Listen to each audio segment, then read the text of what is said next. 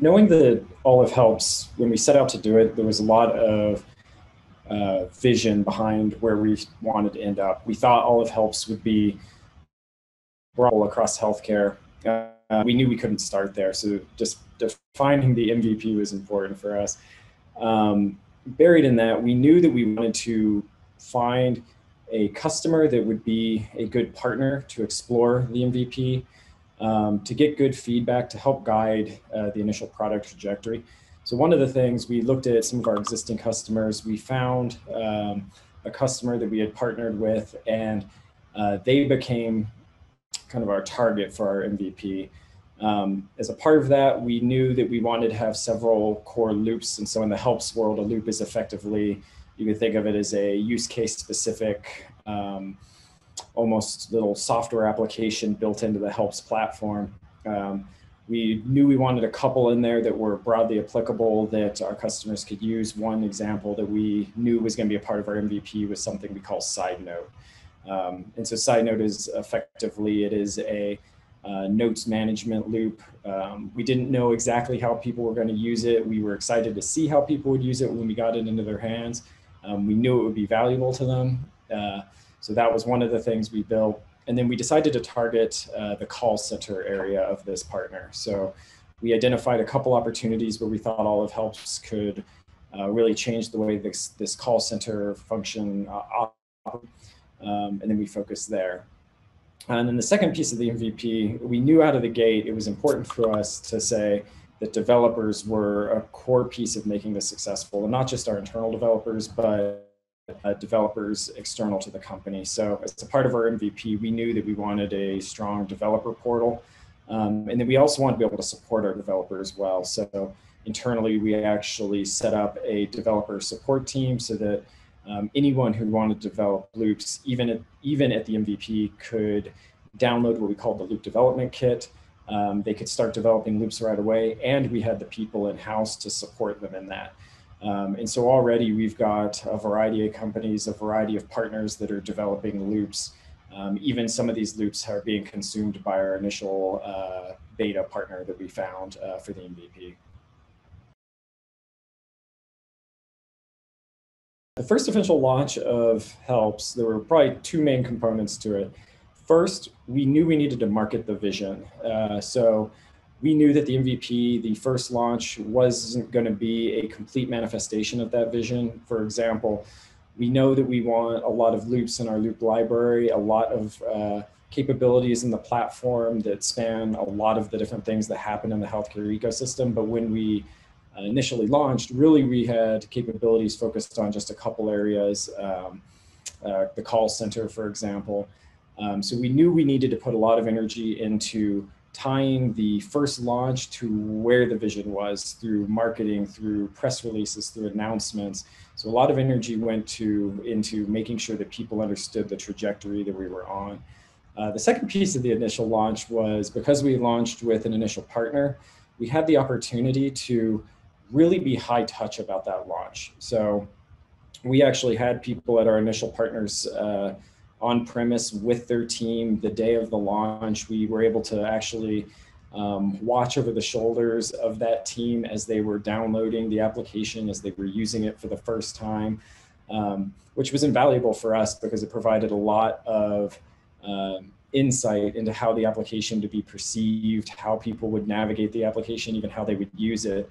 And it also helped us to guide them, to organically train them, and to almost build that stickiness at the outset.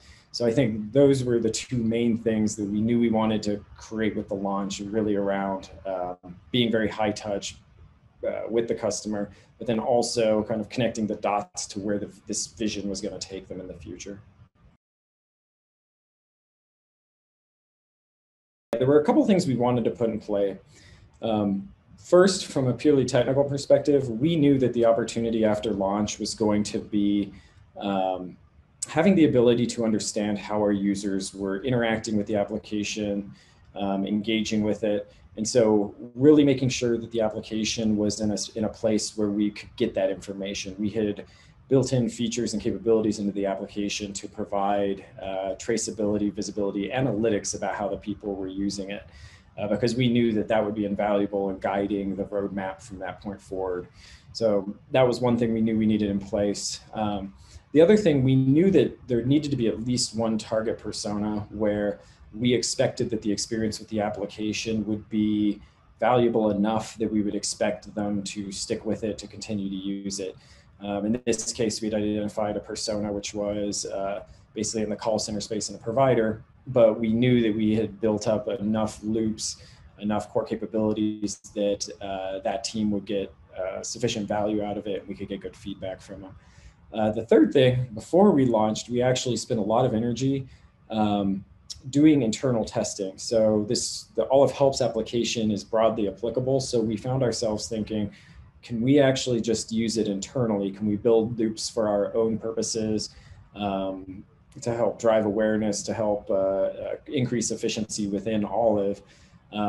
So we did a bunch of work in that front. We built some internal loops. We had hackathons with our engineers where we actually got them developing loops for a variety of internal purposes.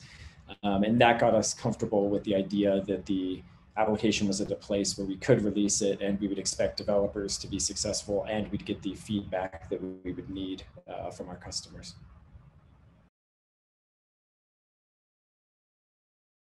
There were probably three things that we viewed as being important goals post-launch. One is being reactive in a quick fashion to the things we were learning from our initial users and how they were interacting with the application. So post initial launch, it was important to us to get follow-up releases out there, to let our roadmap flex to accommodate for what we were learning. The second thing is we did want to continue to focus on increasing adoption, and so getting more users within our initial partners, our initial customers actually downloading and then using the Helps application. And then the third was really focusing on the stickiness of it. It's great if people download and install and use the app. Really what we want to see is we want to see them coming back day after day, the application becoming a core piece of their experience, their workday. And so we focused on really making sure that users were returning to the app, using it day in and day out. And if we saw that that wasn't happening, adjusting the roadmap to account for that to make sure that we were driving stickiness.